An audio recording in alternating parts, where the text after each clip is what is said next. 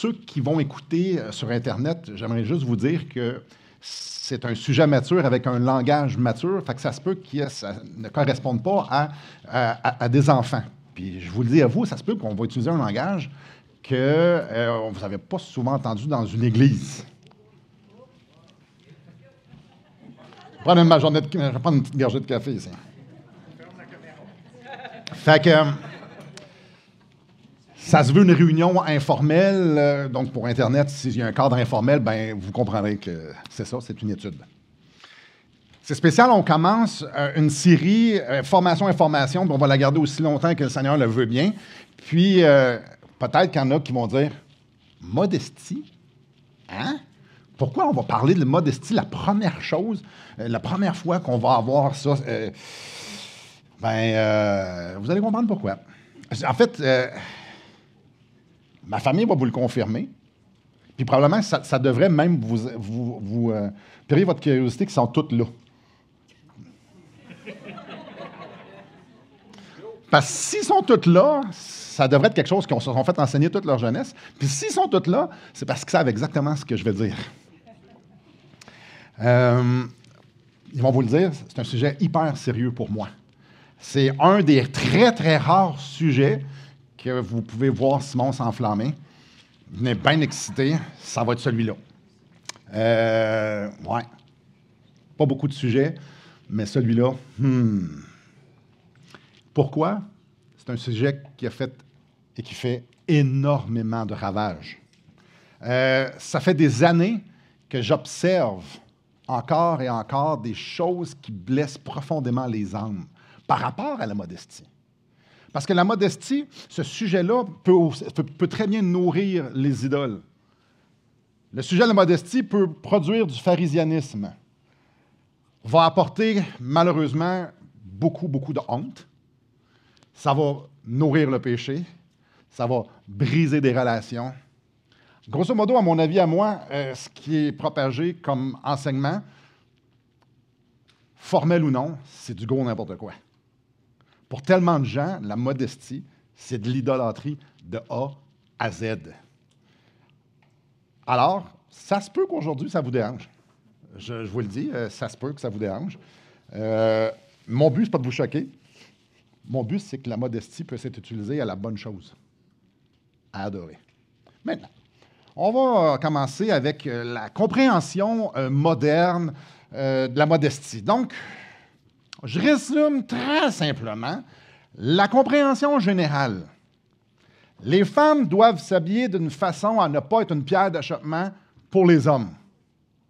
Avez-vous déjà entendu quelque chose de même? Ouais. Les hommes sont faibles, fait que les femmes, couvrez-vous. OK. Maintenant, ça, la mise en application, ça ressemble à quoi? C'est quoi la mise en application de cette pensée-là? Combien d'entre vous, à main levée, là, combien d'entre vous avez-vous déjà entendu une étude qui n'est pas dans un texte un dimanche matin, mais une étude sur la modestie faite par un homme? Levez la main.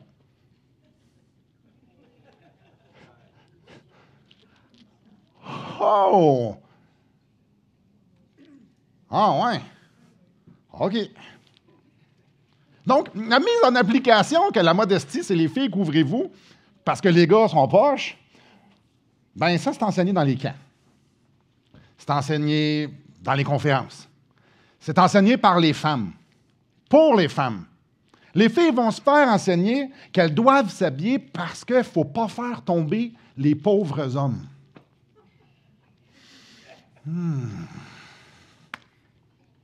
Règle générale, les femmes sont très, très, très, très, très dérangées lorsqu'elles voient une autre femme qu'elles considèrent habillée d'une façon immodeste. Je répète ça, les femmes, ça les irrite bien gros de voir une femme qu'elles considèrent immodeste.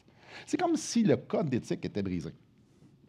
C'est comme si la femme ne respecte pas les standards qu'on a tous réalisés que ça va faire pécher les hommes. C'est comme si on regarde la femme qu'on pense qu'elle est immodeste, puis la lumière n'a pas allumé, là. Ça va faire tomber les hommes. Encore une fois, de façon très générale. Il y a comme une sorte de police de la modestie. Les femmes ont pris, la preuve, vous n'avez jamais entendu un homme parler de ça, la femme les femmes ont pris sur eux autres la responsabilité de dire aux autres femmes que le standard n'est pas atteint. Je l'appelle ça la police de la modestie. Alors, ils vont discuter entre elles. Hey, elle est mal habillée, hein? Hey, tu devrais aller dire. Non, hey, on va aller demander à la femme du pasteur, désolé. Mais pourquoi vous riez? Hey, ça n'a pas de sens, hein? Voyons donc. Hey. Fait que les femmes entre eux autres, là, ça se craint. Ça se craint qu'il y a des discussions. Va demander à la femme du pasteur. Non, toi, vas-y. Non, toi, vas-y. Non. Hey, bon, il faut faire quelque chose. La police, la modestie, il faut faire de quoi ça presse. Et là là. On va les dire. Fille, non. Pour tellement de raisons, là, non. Ça attire les gars. Tu vas faire tomber les gars. Caricature, c'est pas tant. Une femme immodeste, une femme qui ne respecte pas le standard que tout le monde a compris, met la pureté des hommes en jeu. Bam, bam, bam, bam. Écoutez, là, je me retiens parce que quand je dis je m'enflamme. Ouh là là. Il y a tellement de choses tordues là-dedans, là. Et ce que tu sais, écoute, c'est mur à mur tordu et on va en parler, voilà. Donc, on va ramener ça à la base un peu, beaucoup. On va rester ça, là, bien basique. Puis je tiens à vous dire, j'aurais aimé ça avoir toute l'après-midi. Fait que je vais juste survoler les points ici et là pour amener une réflexion. Donc, la modestie, c'est l'affaire de tous. L'idée populaire, c'est que la convoitise, c'est l'affaire des hommes. Que la convoitise, la chair, c'est les hommes qui sont faibles. Est-ce que les hommes ont un problème avec la convoitise? Oui. Ah oui. Ah oui, oui, oui. Oui, vraiment. Ça fait 48 ans que je vis dans le corps d'un homme. Oui. Non seulement ça, j'en connais 3-4. J'en ai croisé plusieurs. J'ai lu beaucoup là-dessus. Ah ouais, on est poche. Non, sérieux, là, on est vraiment poche. Mesdames, vous avez complètement raison. Et c'est probablement bien pire que ce que vous pensez. Pour vrai. Mais, où est-ce que c'est un peu différent, c'est... Mais les femmes, vous autres, les femmes de la convoitise de la chair, ça ressemble à quoi? Léa va au cégep. Léa, c'est ma plus jeune, elle a 21 ans, elle va au cégep. Et puis, elle en entend des vertes et des pas mûres au cégep. Si vous pensez que c'est juste dans les chambres d'hockey qu'il y a des conversations dégradantes envers le sexe opposé, il y en a au cégep, je pense. Bref, si vous allez prendre une minute avec elle, pas tout de suite, mais elle va confirmer que beaucoup de filles regardent les hommes comme des pièces de viande. Oui. Là, vous allez dire, ouais, mais ça, elle a 21 ans, elle est au cégep. C'est normal, c'est les jeunes. Aujourd'hui, l'hypersexualisation, l'autre à côté, elle s'appelle Élise, c'est ma femme. Elle a plus d'expérience à être jeune, juste un peu. Ma femme travaille dans une pharmacie. Il y a quelque temps, ses collègues de travail, qui ne sont pas si jeunes que ça, avaient un code. Quand il y avait un beau mâle qui rentrait dans la pharmacie, il y avait un code qui se disait pour justement que la pièce de viande puisse être vue et appréciée à la vue de tous les hommes, des femmes. Non, c'est la réalité partout. Malheureusement, et les statistiques qui s'en viennent vont le prouver. Ouais, et c'est peut-être pour ça que les calendriers de pompiers sont si populaires. Ouais. Mesdames, nous, on ne regarde pas ça, les calendriers de pompiers. Ah, mais là, vous allez dire, oui, mais ça, c'est dans le monde, Simon. Les chrétiennes, c'est beaucoup mieux. Non. Il y a comme beaucoup de filles dans ma famille. Et puis chez nous, on se dit toutes. Fait qu'elles sont vraiment stool. Alors, c'est peut-être, je dis bien peut-être plus clean, mais ô combien qu'il y a de conversations qui n'honorent pas Dieu. Je ne les mettrai pas toutes tout sous le spot, mais mon expérience à moi. J'entends beaucoup plus de commentaires de femmes vers les hommes que des hommes envers les femmes. Parce que nous, on a comme compris qu'il ne fallait pas parler de ça. Parce que tout le monde savait qu'on était poche. Mais les femmes, Là, je vous amène quelques statistiques ici. Selon l'étude faite par l'Institute for Family Studies, donc c'est une grosse recherche qui a été faite sur l'adultère. Et ça parle tranche d'âge, qui trompe et qui commet l'adultère. Puis, c'est pas une affaire chrétienne.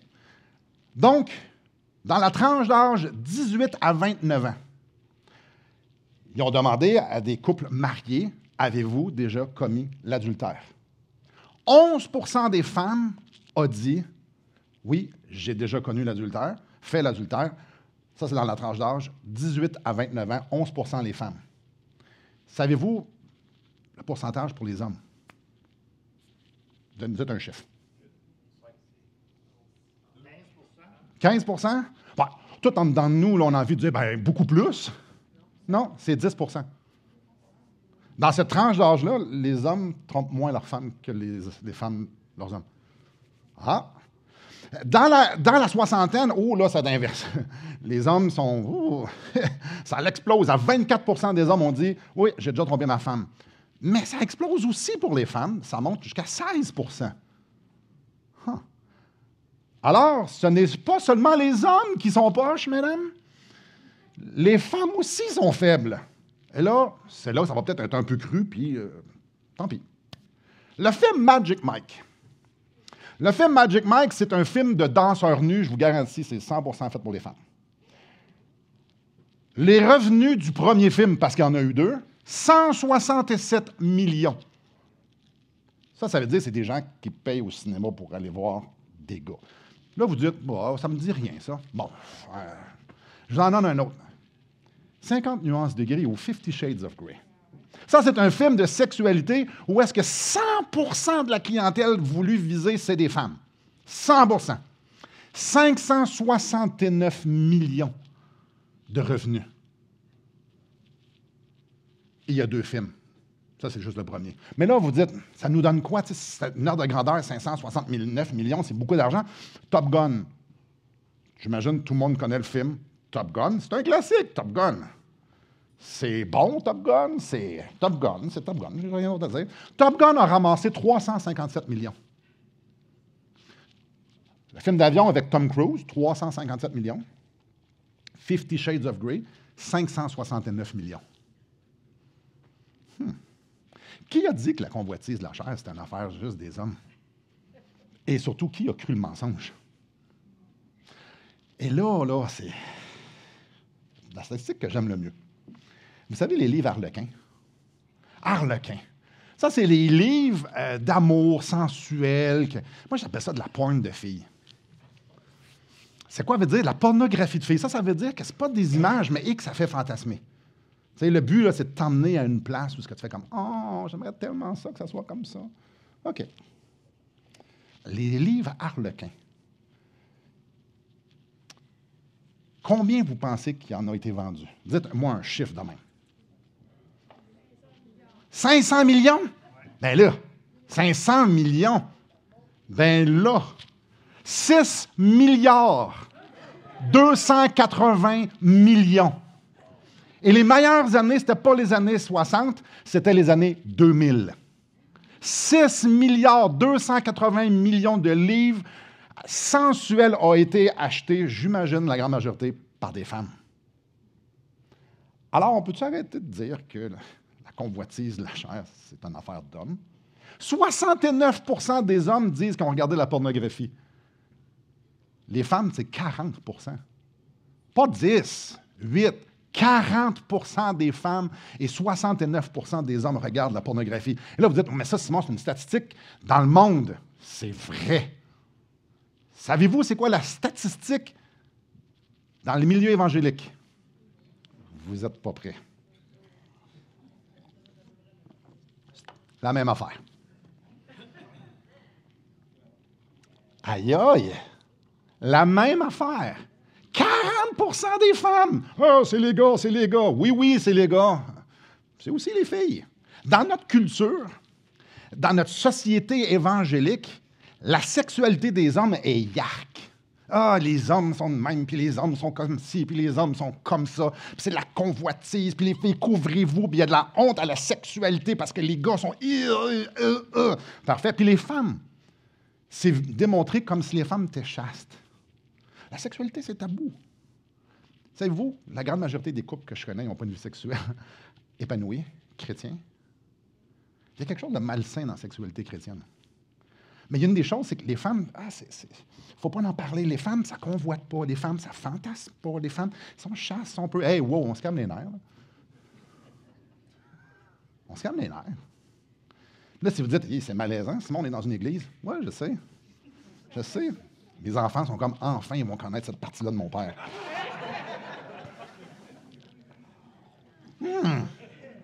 Ceux qui me connaissent mieux font comme, il était temps. Mesdames, c'est vrai que les hommes pensent aux femmes d'une façon dégradante. Mesdames, vous autres aussi. Messieurs, nous, on le sait qu'on est des tout croches. Ou si vous ne l'êtes pas, vous viendrez me voir. Mais les femmes aussi ont un sérieux problème avec ça. Soyons clairs. La convoitise de la chair, c'est l'affaire de tout le monde. Okay? Avoir des désirs visuels ou dans notre tête, se faire des scénarios, whatever, c'est tout le monde. Dans mon ministère pastoral, avec Élise, le nombre de femmes qu'on a rencontrées qui avaient des problèmes de pornographie est quand même très élevé. Ou qui ont commis l'adultère. Ouais, des problèmes de convoitise. On en a croisé pas mal. Fait qu'on peut se dire, c'est ailleurs. Non, je vous le confirme, c'est ici, présentement. Là. Alors, la modestie, c'est l'affaire de tous, messieurs et mesdames. Maintenant, tourne avec moi dans 1 Timothée, chapitre 2. On vient d'établir qu'il y a un réel problème. Cool, on fait quoi avec ça maintenant? On fait quoi? Donc, 1 Timothée au chapitre 2. On va aller dans la Bible comme on fait. C'est la place qu'on veut se réunir ensemble. C'est la place où ce que le Seigneur nous enseigne, c'est dans la Bible. Ce n'est pas dans nos cœurs, c'est dans la Bible. Donc, 1 Timothée, chapitre 2, je vous invite au verset 9. Je veux aussi que la femme, vêtue d'une manière décente, avec pudeur et modestie, ne se pare ni de tresses, ni d'or, ni de perles, ni d'habits somptueux, mais qu'elle se pare de bonnes œuvres, comme il convient à des femmes qui font profession de servir Dieu. Ben, c'est là que ça se trouve. C'est là la patente. Fait qu'on va y aller avec quelques définitions de mots. On va y aller avec décence. C'est le premier mot. Soit vêtu d'une manière décente. Décente, ça veut dire, c'est un mot militaire en passant, pas full sexuel. C'est un mot militaire qui fait référence à ce que l'armée est placée dans le bon ordre, ou que les combattants sont à la bonne place. Donc, l'idée ici, c'est d'être habillé convenablement. Donc, ça pourrait avoir une connotation sensuelle si tu n'es pas habillé convenablement pour qu'est-ce que tu es en train de faire. Plus loin, ça va nous dire ce qui est convenable. Maintenant, le deuxième mot qu'on croise, c'est pudeur. Pudeur, c'est d'avoir une timidité de se présenter de façon indigne ou honteuse. Je vais me garder une petite gêne. Je n'ai pas envie que le monde voie ça ou sache ça. Ça peut vouloir dire bien des affaires. L'autre prochain mot, c'est modestie. Ça, c'est avoir la sagesse de contrôler ses désirs. Grosso modo, c'est avoir de la modération. C'est intéressant. La modestie veut dire avoir de la modération. Puis on va s'entendre avec le mot, ici, décence, pudeur, modestie. Avoir remarqué qu'il n'y a pas de photo dans votre Bible. Elle est comme en longue, la robe. Ah, sinon, tu es en train de parler de robe. Oui, non. Hein. C'est quoi le standard de vêtements qui est écrit ici? Non, s'il vous plaît, dites-moi, là, je veux savoir le standard de vêtements qui est écrit là, pour qu'on puisse mettre la honte à tous ceux qui sont pas, qui ne font pas ça, là. Ben, c'est ça qu'on fait. On va mettre la honte sur ceux qui ne se conforment pas à ça. OK, bon, on va continuer. Se part, verset 10. Mais qu'elle se part. Se part, ça veut dire de se rendre plus attirant avec des choses artificielles. Ça nous dit des tresses, de l'or, des perles, puis des habits somptueux. Excusez-moi, ça ne nous parle pas d'être habillé en guidoune, ça, là. Des tresses, de l'or, des perles, des habits somptueux. C'est ça. Se parer, ce n'est pas nécessairement d'une façon sensuelle ou sexuelle. L'idée ici, c'est d'attirer les regards sur les artifices. Je vais juste lire les prochains versets. Verset 11, que la femme écoute l'instruction en silence, avec une entière soumission. Je ne permets pas à la femme d'enseigner ni de prendre l'autorité sur l'homme, mais elle doit demeurer dans le silence. À Éphèse, il y avait des femmes dans les temples païens qui voulaient avoir de l'attention sur eux. Donc, ils voulaient avoir une certaine prestance. Ils voulaient imposer leur prestance avec des habits somptueux, avec de l'or. Donc, il y avait question d'argent là-dedans, il y avait question... Donc, il était comme importante. Ici, dans le contexte, la femme ne doit pas s'habiller pour attirer l'attention avec des artifices pour qu'elle ait une place de choix ou de prédominance. Ça nous parle de la place de la femme dans l'Église. La femme n'est pas là pour attirer l'attention sur elle. Si on résume, la femme doit s'habiller de la bonne façon, c'est-à-dire avec réserve, sans attirer l'attention sur elle. OK? Mais qu'elle se pare de bonnes œuvres. Elle devrait se couvrir de bonnes œuvres, comme il convient à des femmes qui font profession de servir Dieu. Ce qui devait être évident, ce qui devrait frapper l'œil, c'est leur marche avec le Seigneur. Donc, quand on regarde une femme, on devrait voir sa marche avec le Seigneur. Il ne faut pas qu'il y ait d'artifice qui viennent faire ombrage à ce que le Seigneur est en train de faire. Dans 1 Pierre 3, je vous le lis au verset 3 et 4, « Ayez non cette parure extérieure qui consiste dans les cheveux tressés, les ornements d'or, les habits qu'on revêt. » Ça revient encore, ça. Mais la parure intérieure est cachée dans le cœur. La pureté incorruptible d'un esprit doux et paisible qui est d'un grand prix devant Dieu. La femme devrait se faire remarquer par sa piété, par son humilité devant le Seigneur. Quand on regarde une femme, on devrait voir son humilité devant le Seigneur et non pas les artifices visuels. Oh, oh, oh, oh. Wow! Les jeunes peut-être un peu moins, mais dans une certaine époque, connaissez-vous le terme « s'endimancher » ?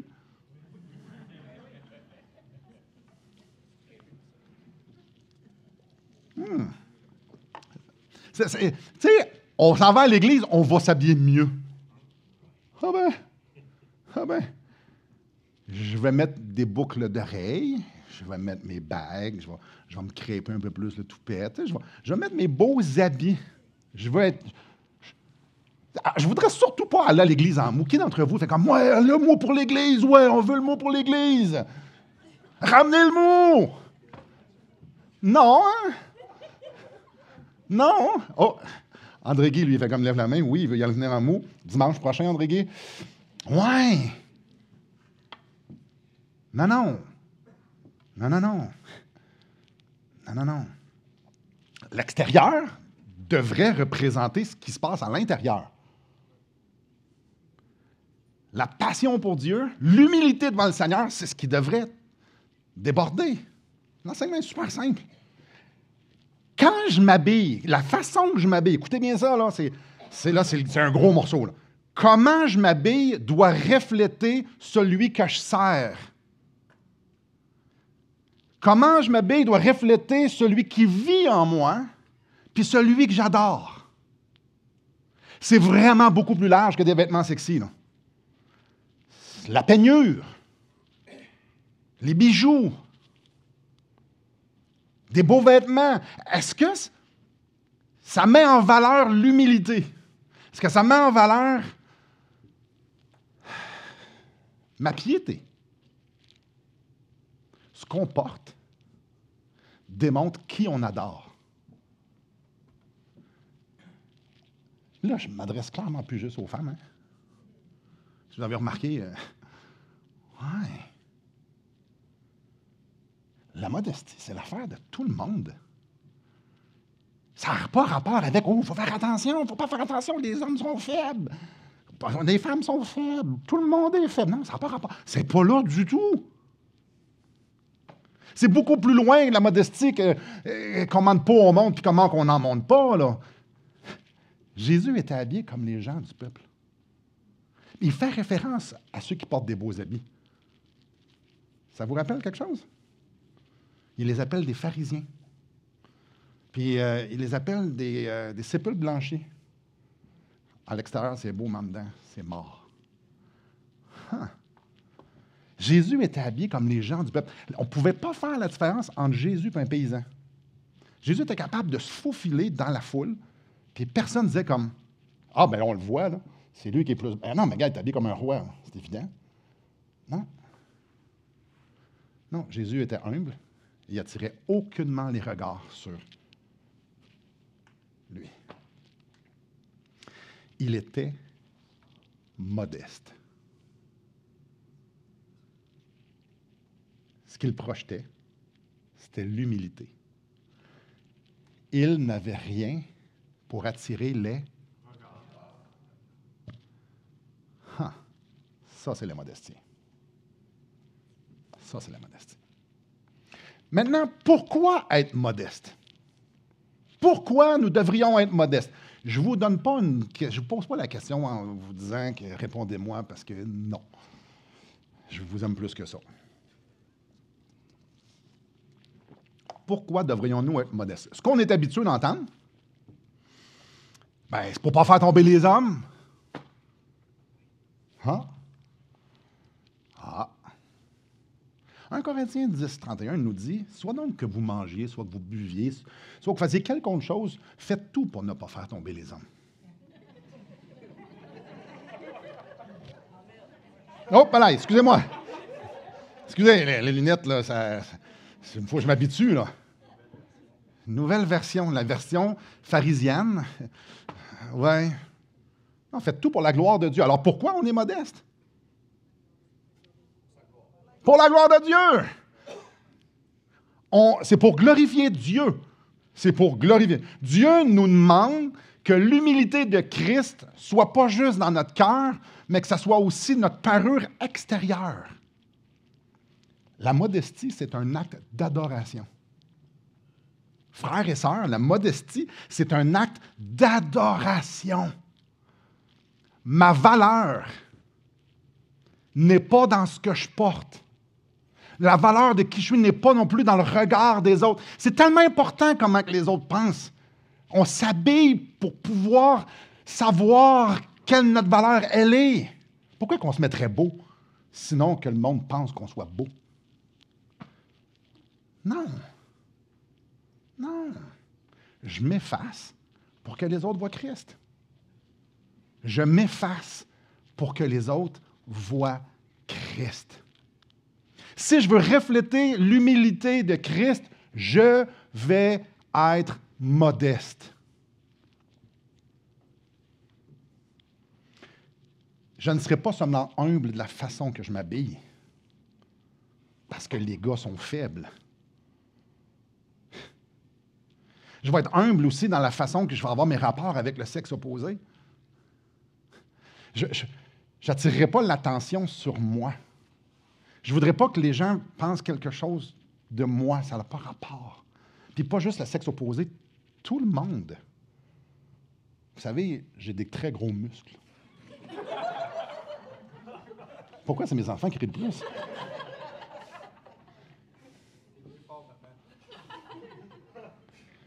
Oui, je suis le plus fort. C'est important de le montrer, ça. En passant, c'est pas vrai, là. Vous aviez compris ça, là. Faut-tu que je le montre? Ben, je devrais, hein? Je devrais avoir un chandail sexy. Pas sexy, excusez-moi. Non, non, non. Je devrais avoir un chandail serré pour que les gens puissent voir que je m'entraîne. Oubliez ça, ça n'arrivera jamais. Non, je m'efface. Puis, mesdames, vous devriez vous mettre du crêpage en masse, là. Ah, les hommes aussi sont capables de se crêper, ceux qui sont encore capables, parce qu'ils ont le reste des cheveux, mais... Ouais. Donc, c'est pas juste le vêtement, c'est tout. La modestie, c'est une réserve sur tout. C'est tellement important, mais aujourd'hui, on se fait dire, il faut que mon corps ressemble à ça, il faut que mon corps ressemble à ça. Puis, homme comme femme, les statistiques le démontrent aussi. Pourquoi mon corps, il faut qu'il ressemble à quelque chose? Avez-vous vraiment une opinion sur mon corps? Mêlez-vous de vos affaires. Parce que je n'ai pas une sur votre corps. Puis si vous avez une opinion sur les corps des autres, c'est votre problème. Non, non, la modestie, c'est d'avoir une réserve sur tout. Ça prend moi puis Dieu. Écoutez bien ça, là. Si la modestie, c'est autre chose qu'un acte d'adoration, c'est de l'idolâtrie. Si la motivation, c'est de ne pas faire tomber les hommes ou de ne pas faire tomber les femmes, c'est de l'idolâtrie. Si dans ton adoration, tu ne veux pas démontrer de l'humilité de la façon que tu t'habilles, c'est de l'idolâtrie. Le deuxième commandement, sans le premier commandement, c'est de l'idolâtrie. Donc, si je fais ça par amour pour mes frères et non pour adorer Dieu, c'est de l'idolâtrie. Et le premier commandement, adorer Dieu, si j'aime pas mes frères et mes sœurs, c'est aussi l'idolâtrie. Bon, alors, comment ça se vit tout cela? On y va. On y va. On y va. Comment je devrais vivre modestement? Est-ce que vous voulez savoir ce que les légalistes et les pharisiens veulent savoir? Une liste. Simon, on veut une liste. Parce que si j'ai une liste, là, on va le faire. Si j'ai une photo, on va s'y conformer. Si ça prend une peignure, puis si ça prend ben, je vais le faire. On veut avoir des standards. C'est quoi les standards? Simon, c'est quoi le standard? On veut savoir à l'Église baptiste de Charlesbourg ou dans la Bible, c'est quoi le standard vestimentaire? Dans ce temps-là, les hommes portaient des robes.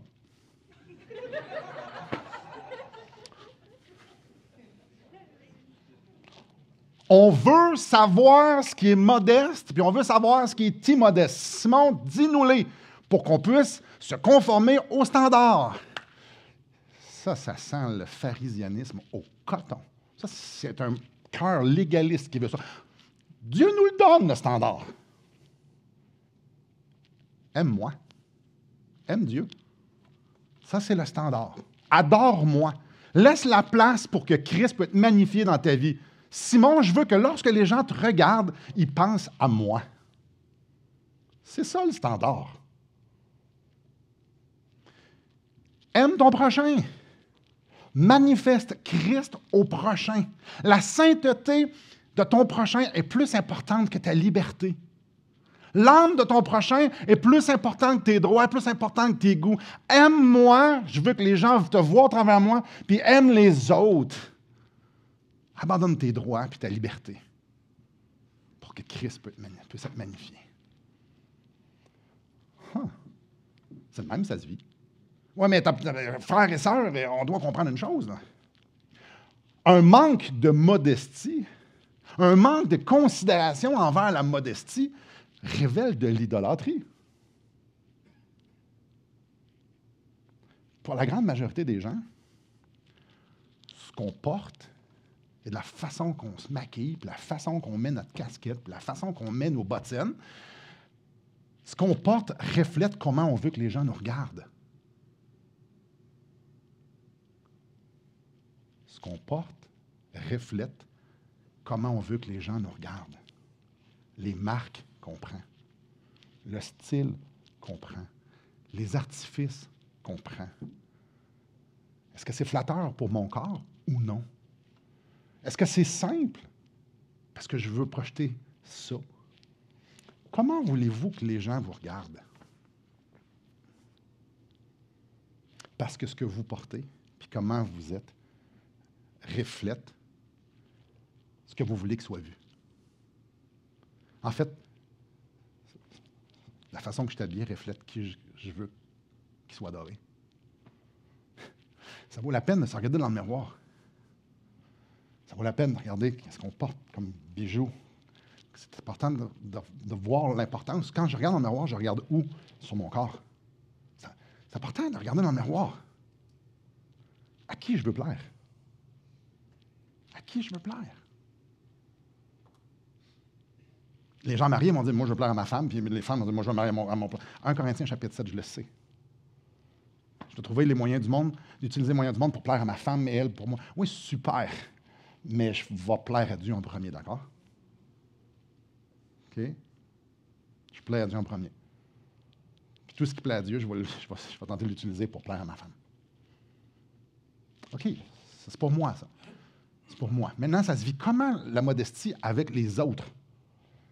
Ça se vit comment? Et c'est probablement le bout que j'ai le plus envie de dire.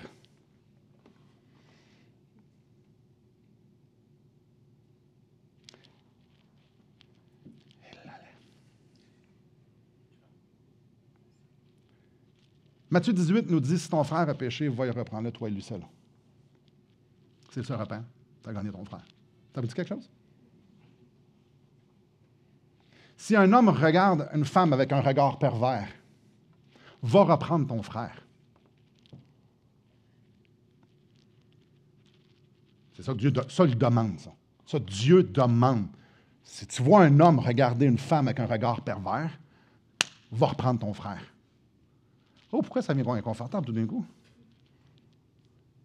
Parce que dans notre mentalité, c'est un homme regarde une femme avec un regard pervers, on va aller mettre la honte sur la femme.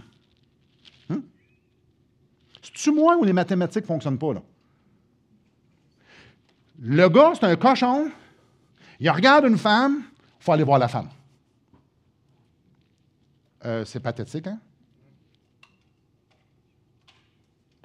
Pourquoi la honte que les hommes sont poches, c'est les femmes qui doivent la porter? Pourquoi? De mémoire, en 28 ans de vie chrétienne, de mémoire, j'ai jamais vu un homme se faire mettre à sa place. Jamais. Pourtant, oh combien j'ai entendu de speech, de conversations que les femmes doivent s'habiller. Mais les hommes, eux autres, qui tombent, qui leur dit? Parce que Dieu nous dit, va et reprends ton frère. Les hommes, j'espère qu'on a honte. C'est nous autres qui est cochons, puis c'est eux autres qui portent la honte. C'est à nous de la porter. Et mesdames, là, même affaire pour vous autres, là. Même affaire pour vous autres. Va reprendre ton frère, va reprendre ta sœur. Ça, c'est biblique. Ça, c'est biblique. Hey, vous imaginez un homme qui regarde les courbes d'une femme puis qui se fasse dire, qu'est-ce que tu fais là? Il est où ton cœur? Hey, le grand, qu'est-ce que tu fais là? C'est ta sœur, devant Dieu, qu'est-ce que tu fais là? Imaginez comment ça coupe l'envie un petit peu. Mais c'est ça que Dieu veut. Va reprendre ton frère. Imaginez les femmes. Hey, il est chaud, lui. Qu'est-ce que tu fais là? Il est où ton cœur? Ah, t'écoutes ça, tu lis ça. Sérieux, ton regard, il est où ton cœur? Il la que ça changerait. Ça changerait. La discipline est demandée par Dieu, c'est une sauvegarde. C'est une sauvegarde pour ne pas que nos cœurs soient endurcis. Prenez garde, frères, que quelqu'un de vous qui a un cœur mauvais et incrédule au point de se détourner du Dieu vivant, mais exhortez-vous les uns les autres chaque jour, aussi longtemps qu'on peut dire aujourd'hui, afin qu'aucun de vous ne s'endurcisse par la séduction du péché. C'est celui qui tombe qui devrait se faire amener à la repentance. Celui qui tombe, ou celle qui tombe. Maintenant, c'est quoi le standard vestimentaire? C'est quoi le standard vestimentaire qui devrait être imposé aux hommes, le standard vestimentaire imposé aux femmes? Ouais, je vais te faire attention. Je voulais juste formellement vous poser la question. C'est qui l'a le standard? Savez-vous? moi, je l'ai regardé, là, puis je ne l'ai pas.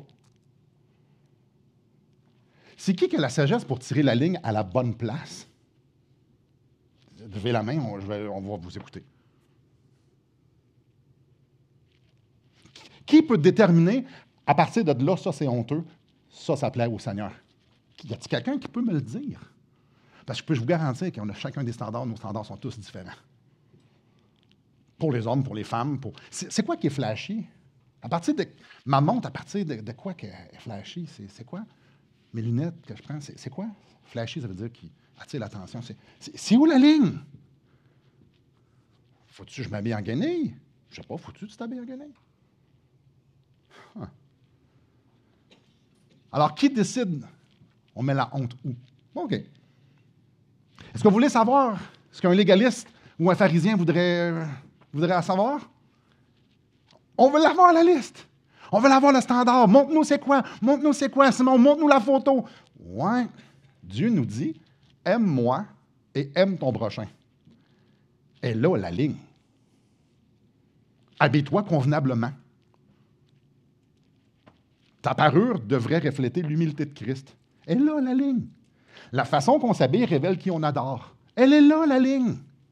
Le réel problème, c'est jamais l'habillement, c'est toujours le cœur.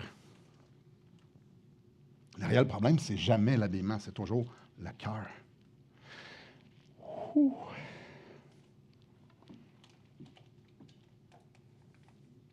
Si l'Esprit vous dirige pour aller reprendre quelqu'un sur son habillement, si l'Esprit vous dirige, je répète, si l'Esprit vous dirige, parce que vouloir imposer son standard aux autres, c'est autant de l'idolâtrie que de mal s'habiller ou celui qui convoite. Donc, il y a 3 personnes ici. Celui qui convoite, clairement idolâtrie. Celui qui s'habille pour que l'autre ne convoite pas, c'est de l'idolâtrie. Et celui qui va reprendre pour que l'autre se plie à son standard, c'est aussi de l'idolâtrie. La police de la modestie. Si on commence à jouer avec la police de la modestie, ça va prendre d'autres sortes de police aussi. Ça va prendre la police de la critique. Ben oui. Parce que dans Nombre 14, ça nous parle que ceux qui critiquent, ils méprisent l'Éternel. Alors, tous ceux qui critiquent sont en train de dire que Dieu n'est pas bon. On devrait avoir une police pour ça. Imaginez le mauvais témoignage que ça. Imaginez-vous combien ça fait tomber le monde, la critique, le murmure, le chiolage. Ça l'encourage, ça brûle les cœurs en méprisant l'Éternel. Ça nous prendrait une police pour ça aussi. Ah, ici, on a une police. On pourrait avoir aussi la police de la médisance. La police, imaginez-vous à quel point on est un mauvais témoignage quand on parle les uns des autres. L'un des autres. Tu sais, quand on parle d'une autre personne, il doit y avoir une police qui dit « Tu es en train de briser l'union que Christ a payée à la croix. » Quel mauvais témoignage de parler des autres. Hey, on devrait avoir aussi la police de la gestion de l'argent. Parce que Dieu a racheté 100% de mon être. Alors, 100% de mon argent devrait servir pour le royaume de Dieu. Alors, vous aussi, il va y avoir une police de dire « Hey, boy, hein? Tu es un mauvais témoignage de gestion d'argent? Tu devrais... Ça vous tente-tu? Ah non, mieux que ça. On devrait aller voir toutes les personnes en surpoids. Oh, attendez, on ne peut pas parler de ça? Oui, on va en parler. Parce que quelqu'un qui est en surpoids, c'est quelqu'un, à moins de raison médicale, c'est quelqu'un qui n'a pas de maîtrise de soi, qui est un fruit de l'esprit. Alors, quelqu'un qui est en surpoids est en train de dire au monde entier, comment Dieu n'est pas digne? Hey, on devrait avoir une police là-dessus aussi. Là, vous dites, non, ça, c'est des affaires qu'on ne peut pas parler. La modestie, par exemple, ça, oui. Alors, venez me voir que je mange trop, vous allez voir, je vais vous dire de vous mêler de vos affaires. Mais venez me voir aussi que je ne porte pas les bons souliers. Je vais vous dire de vous mêler de vos affaires aussi. OK, je reprends. Si l'Esprit vous dirige d'aller reprendre quelqu'un sur son immodestie, d'aller voir quelqu'un pour lui dire que son habillement ne reflète pas Christ,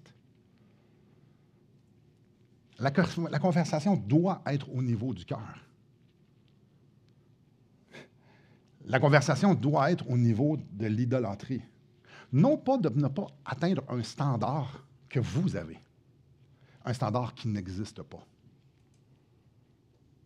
Si le Seigneur vous dirige à aller reprendre quelqu'un, c'est surtout pas se baser sur vos standards, mais basé que son cœur n'est pas à bonne place, que c'est un problème d'adoration. L'approche n'est jamais, jamais, jamais, jamais, jamais tu vas faire tomber ton frère ou tu vas faire tomber ta sœur. Ça, c'est honteux de dire ça. Dites jamais ça devant moi. Parce que moi, je vais vous le dire. Ça, c'est honteux. Si une sœur ou un frère n'est pas à la place de comprendre bibliquement que ce qu'elle revêt ou ce qu'il revêt devrait manifester l'humilité de Christ, si dans sa marche avec le Seigneur, cette personne-là n'est pas rendue là, alors accompagnons-la sur le chemin de la sanctification et non pas sur le chemin de la conformité. Il y en a un que tu reprends, puis l'autre, tu l'accompagnes sur le chemin de la sanctification et non pas de la conformité. La modestie, c'est un sujet d'adoration. Les standards que vous avez, les standards que moi j'ai, c'est entre moi et Dieu. Et c'est pas pour, je ne te ferai pas vous les imposer. Je peux juste vous connecter avec le même Dieu qui, s'il veut que vous ayez le même standard, est capable de vous le dire, autant que capable de me le dire. Et là, ici, j'y vais avec « Oui, mais ça va faire tomber! » La honte est sur celui qui tombe. La honte est sur celui qui tombe. Le désir de ne pas faire tomber son frère ou sa sœur, c'est un fruit de l'esprit. Le désir de ne pas faire tomber son frère ou sa sœur, c'est un fruit de l'esprit. C'est un fruit de la maturité. Dieu demande aux croyants et l'esprit le produit. Dieu demande aux croyants, l'esprit le produit. Dieu veut qu'on reprenne celui qui tombe et qu'on pointe les autres à Christ. Alors, s'il y a quelqu'un d'immature, qui n'est pas rendu à être humble dans la façon qu'il se présente, c'est à Christ. C'est devant la gloire de Christ que la personne va s'humilier. Si le deuxième commandement est plus important que le premier, c'est de l'idolâtrie. Vous ne trouverez pas d'enseignement sur la conformité aux standards humains dans la Bible. Vous n'entendrez pas « conformez-vous aux standards qu'un tel ou une telle a dit ». Mais vous allez trouver que la vraie adoration, c'est l'abandon de toute liberté, de tout droit, et de se revêtir de l'humilité de Christ pour faire rayonner Christ. C'est de pouvoir regarder les autres et de dire on est tous dans un processus de sanctification et on est tous à une place différente. Mais on s'en va tous dans la même direction. Pointons-nous à Christ, pas au standard. Maintenant, pourquoi commencer avec le sujet de la modestie? Je finis là-dessus. Pourquoi commencer avec le sujet de la modestie? Le pharisianisme est un ennemi de la croix. Le légalisme est un ennemi de l'Évangile. La liberté sans adoration l'est tout autant. Pourquoi commencer avec la modestie? Parce que ça fait des ravages. Chez les hommes, chez les femmes.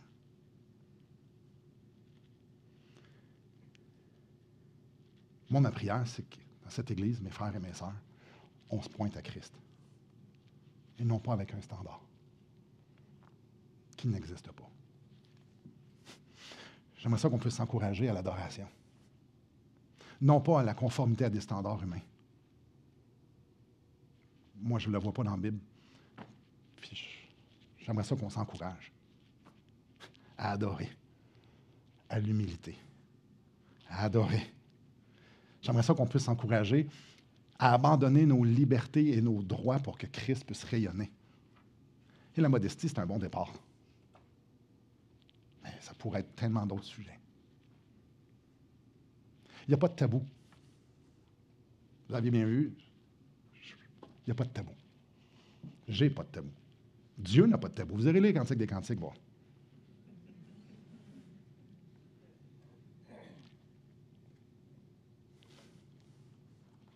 Ça fait des ravages. La grande majorité des couples n'ont pas une vie sexuelle épanouie. Pourquoi? Parce que notre regard est complètement tordu sur la modestie, sur le corps. À quoi ça sert? Tout ça, c'est tordu. Et si on ne commence pas à en parler, on leur montre à quoi aux jeunes? Si on reste dans la religion, si on reste dans la conformité, si on reste dans les tabous, non, il y a une place et il y a une façon de le faire. Parlons-en. Parlons-en. Christ est digne que nos vêtements soient modestes. Que nos rapports entre nous soyons modestes. Que notre vie entière transpire la modestie. Parce que Christ, c'est juste ça qu'il y avait. De la modestie. Alors, à ceux qui nous écoutent, bonne journée. On va prendre ici les questions.